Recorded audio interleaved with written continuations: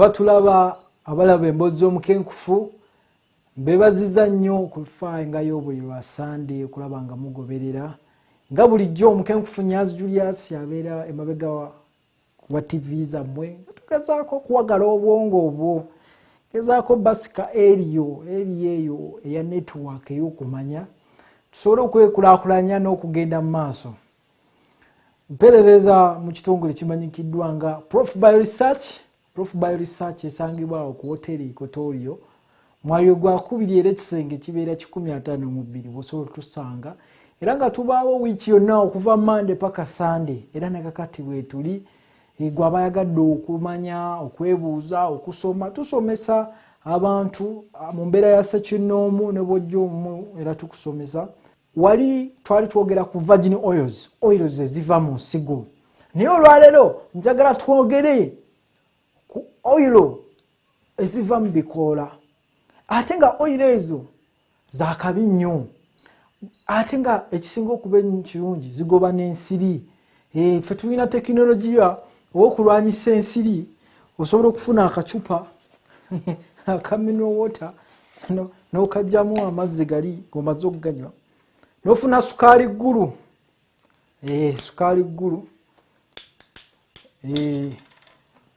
kano katego ka nsiri sukaali ggulu n'omuyiwamu n'oyiwamu sukaali ggulu oyiwamu grams 250 kano konna akacupa okamaliramu.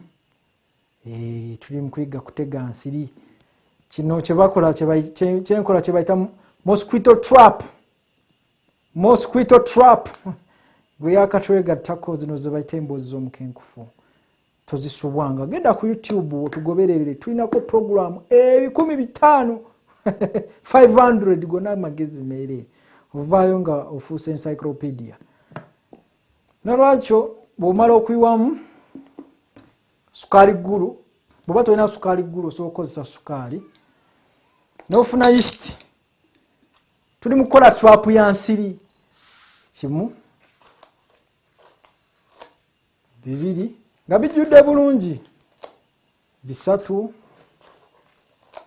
5 6. Bw'omala ekyo nojjuzaawo n'ekikopo kirambe eky'amazzi agabuguma. Amazzi agabuguma nojjuzaawo n'amazzi agabuguma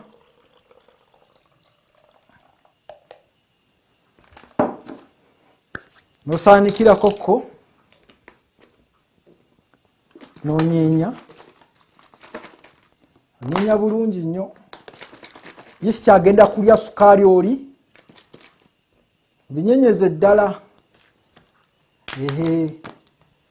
Manyi sukaali ggulu aba mukwafu naye munyenye byetabule bulungi nnyo. Nyenyeza ddala obimala okwetabula waggulu teekako kapamba.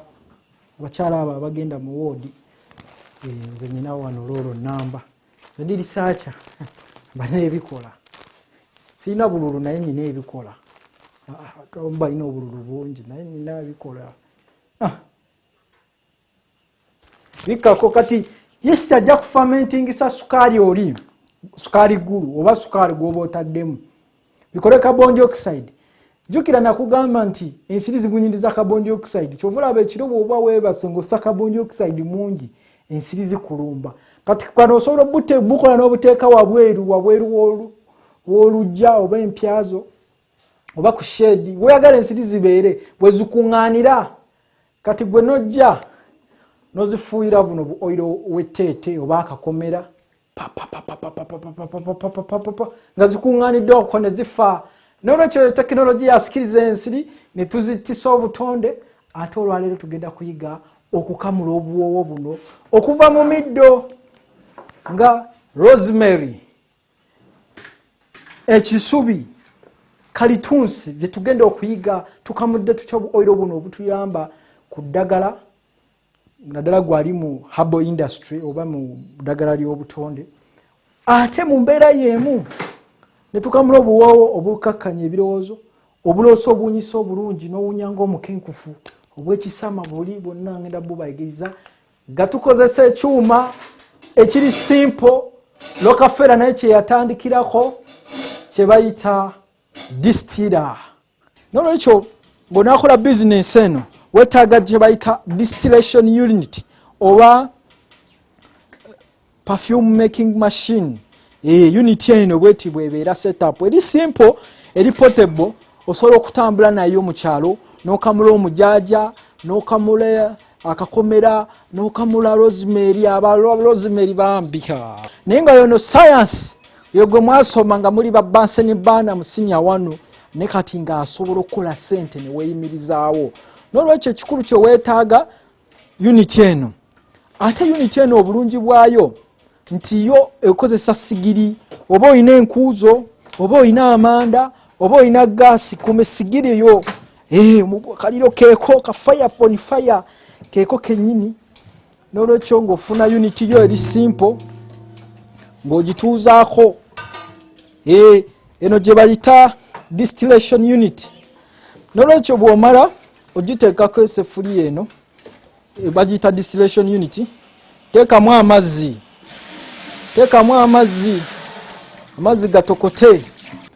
Unit eno eriko gauge oli ayinza olowooza seffuliya ya bulijjo naye eriko ne gauge okulaga kyokola epima nekulaga nti oli ku temperature bweti pressure bweti nti webityo webitambula.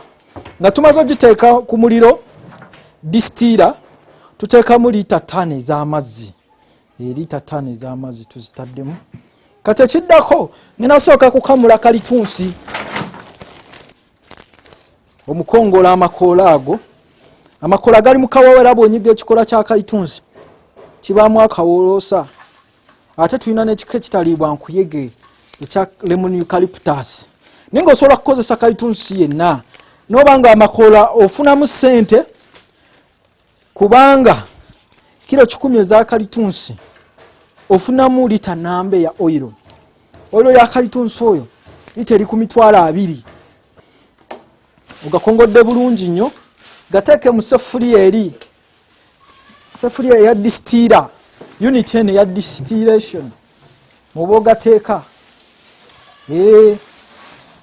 gateekemu. N'olwekyo system eno erina gasket eno nkulu nnyo yeziyiza ebintu okufuumuuka akaloosa okufuumuuka. Abakatwegattako tuli mu kuyiga kukola buwoowo okuva mu middo. Bw'omala ogiteekako teekako geegi yaffe eno egenda okupima okulaga kyokola. Kuliko geegi nungi nnyo. Kati olumala ng'osiba bulungi nnyo kiba kikambwe nnyo kubanga oba okutta omwoyo.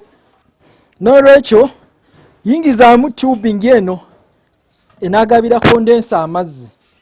Bw'omala ogiyingizaamu naye oba tolina taapu teweeraliikirira akondensa yaffe oyiwamu amazzi ntubiri manyo nti teweteeka genda ku mugga naye ng'olina okukuuma omutindo nti byonna byokozesa stainless steel tibyakuseesaamu muliro gyokoma okuseesa n'akawoowo okukola ki okutambula.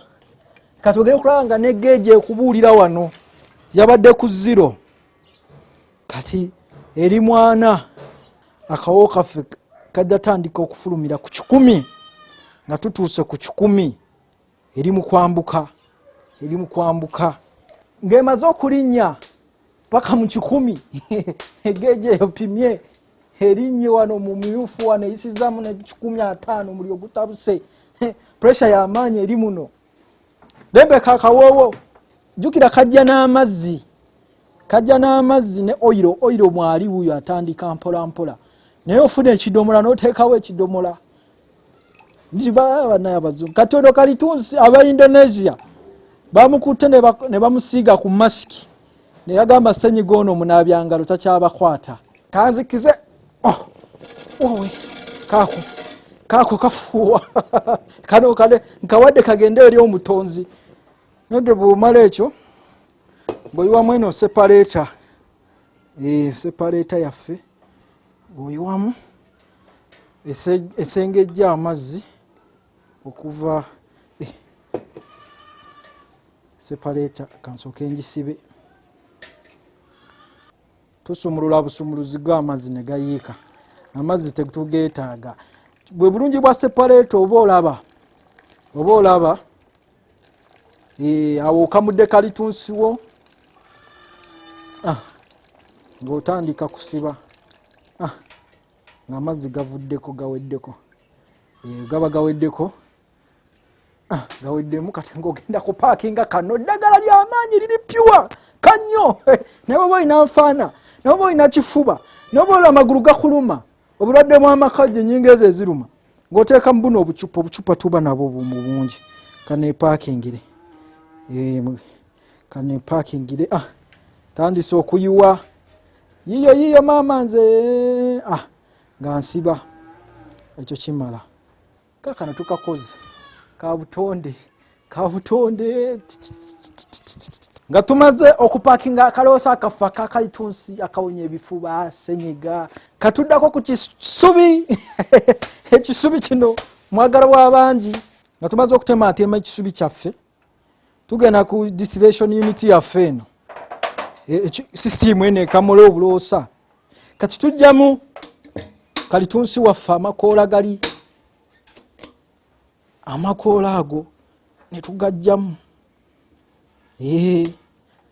kikyuma kyekimu bwera bw'okigula oba ofunye golodi olumala ogajjamu ng'oteekamu ekisubi kyaffe naye nga tunaba tuteekamu kisubi oyongeramu amazzi era oyongeramu amazzi lita 5 zino mpime oleeta ekisubi kyaffe kino tugenda kukola kyayisubi kyayisubi naye ng'omukola ki ng'oteekamu ng'osaaniika nolwekyo bw'omala oteekamu ekisubi kyo ng'era oteekako geegi yaffe ng'obikka bulungi nnyo ng'era bwe wakoze ku kalitunsi gazaako bulungi abeera katwegatako tuli mu kuyiga kukamula kisubi twakamudde dda kalitunsi unity yaffe neetuuka ku temperature 100 eno omanya kawo katandise okufuluma kubanga kweko ye boiling point ng'olembeka akawo kaffe kakisubi n'olwekyo ng'omaze okukamulayo kano k'okamuddeyo akatonotono